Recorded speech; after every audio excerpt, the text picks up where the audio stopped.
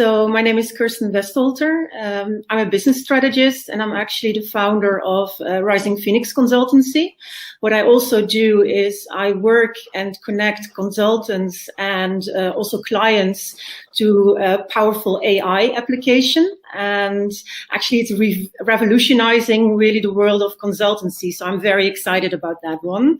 I'm originally from the Netherlands, and I moved to Dubai about 5 years ago. And I truly left behind a very stable life to do something completely else here. And what I really like to do is inspiring other people to step outside their comfort zones, to light their spark and follow their hearts. I have a few life mottos as well. One is definitely die with memories, not dreams. And the other one, which is very related, I think, to our topic today, is learn, continuously learn. I love to learn something small, even if it's small every day. Quickly, in addition to my professional life, I'm actually also an amateur poet. What I do is I look at what's happening around me and I write about it. It's a way to deal with things in my life. And as you can see, my company's name is Rising Phoenix. And I've truly embraced the legend of the Phoenix. And I believe that you always have a choice. And I heard this from the other women earlier today. But I do think you always have a choice to change things and to rise from the ashes. Christine, what are your thoughts of the day? What I would like to share actually with the audience is my thoughts about a theme related to balance for life, which was our main theme for our discussion. And I would like to talk about resilience today. I think resilience is undoubtedly connected with balance. And whenever I think about resilience, and I don't know if that's the case for other people as well, but I think about nature. And I think about a willow tree. I think about a river. I think about a colony of ants. And what strikes me the most is their ability to actually bounce back, and also their ability to already have a process in place to do so. Because if you look at a tree like a willow tree, those have very strong roots.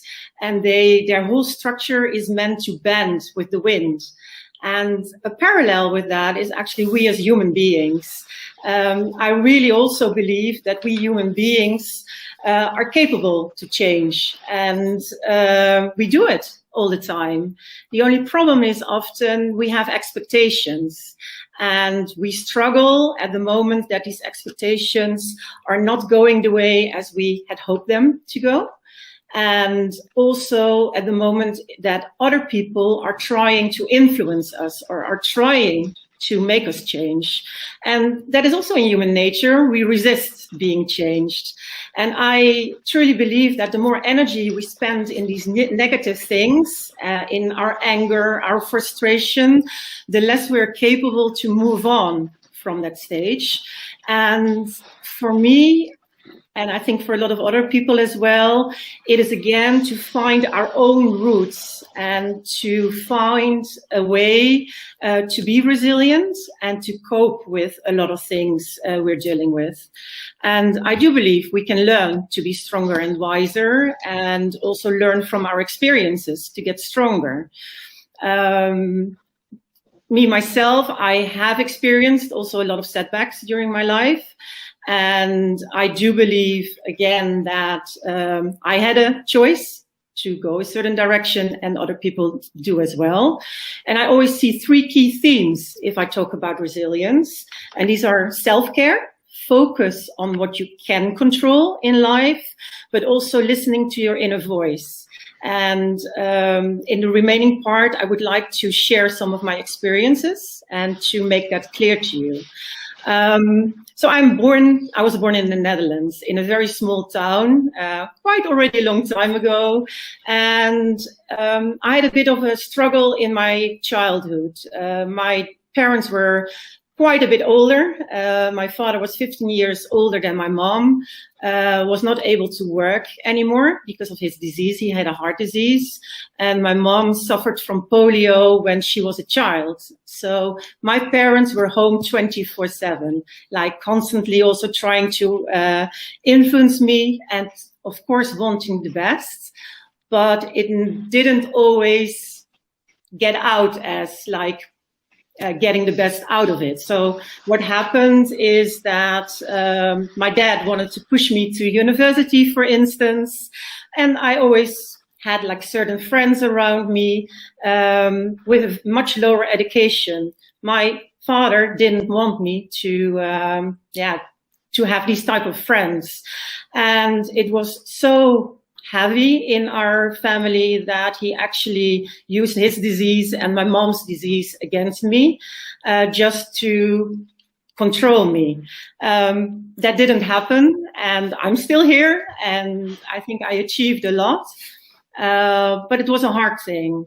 And also during later stages in life, I lost my former father-in-law in a fire in his place. And at one moment, I also found my mom back in her place,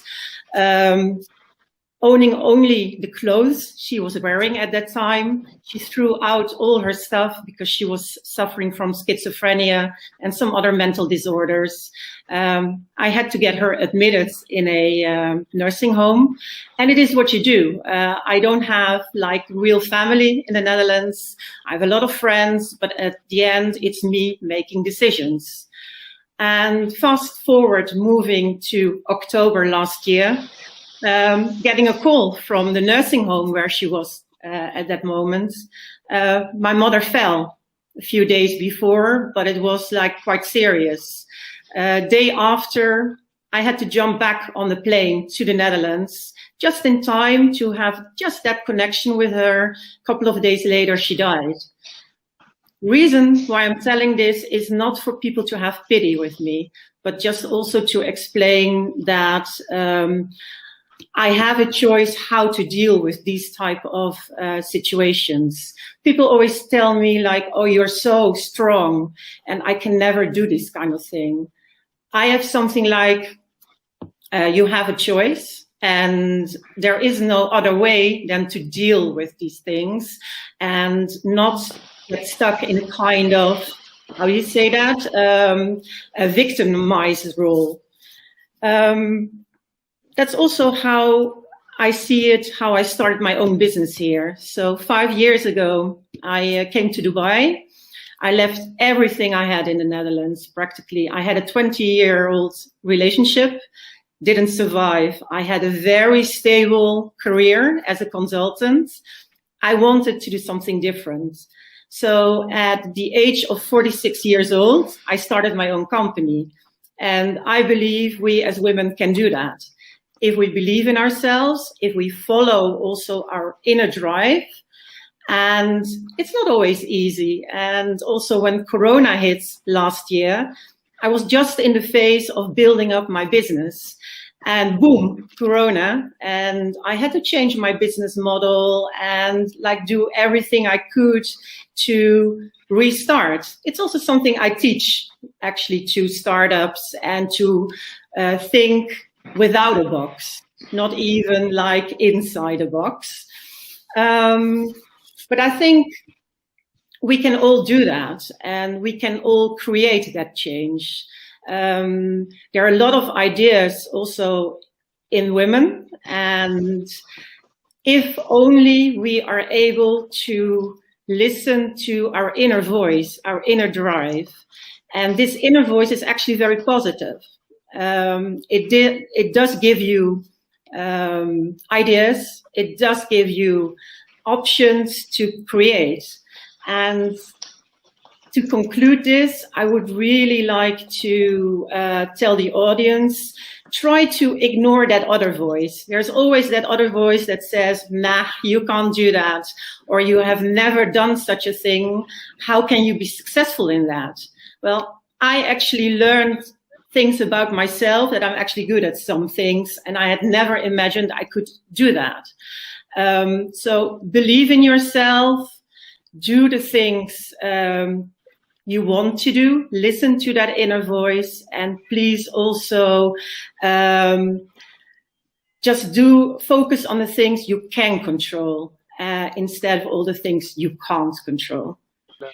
What is your advice for the upcoming women that if they want to transform their career from for employee to employer, what do and don'ts they should keep in their brains? This is my first question. Okay. I'm going to have another question, but after this one. Sure. It's quite a tough question because I don't think there is like one answer for everyone. It also really depends on like your character. Like what can be a big step for one person is maybe a very small step for another. What I would like to advise these women to do, look for support, either a coach or like a person maybe close to you where you can really talk about these kind of things and who inspires you. And it is actually either dramatically stepping outside your comfort zone, which is maybe not easy for everyone. Otherwise, like a step-by-step approach. And I also want to tell these women, like if Route A is not working, there's always a Route B or another way to get there, and it doesn't necessarily have to be the quickest way. And also, maybe in addition to that, Musa, yes, women that have a background, an entrepreneurial background, yes, they often have an advantage if their parents were like that or were expats. They're used to certain things, but again, even people who don't have that background can get there just with the right mindset and an open mindset. You got an opportunity to live in Dubai, so you come across with a multinational crowd, and most of the crowd is from the developing countries where husbands are not supportive. Women is really depressed and suppressed. They can't do whatever they want.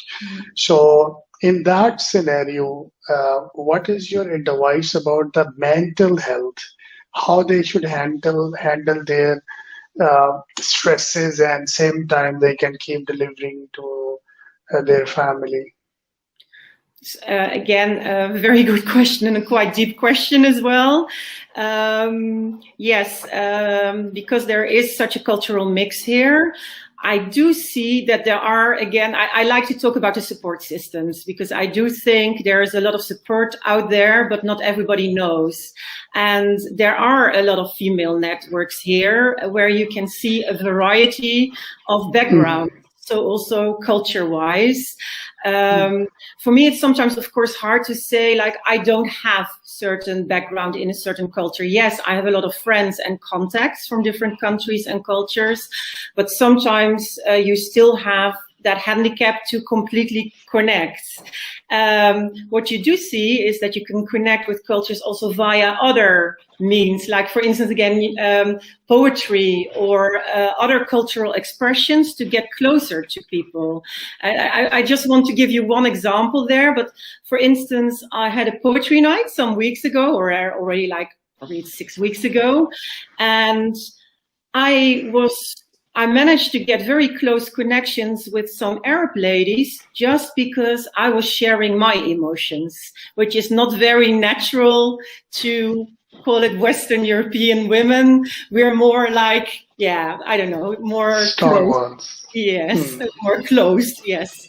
So, but again, I would say in summary, yeah, please look for a support system, maybe in your own culture or group, but also definitely outside there. There is a lot.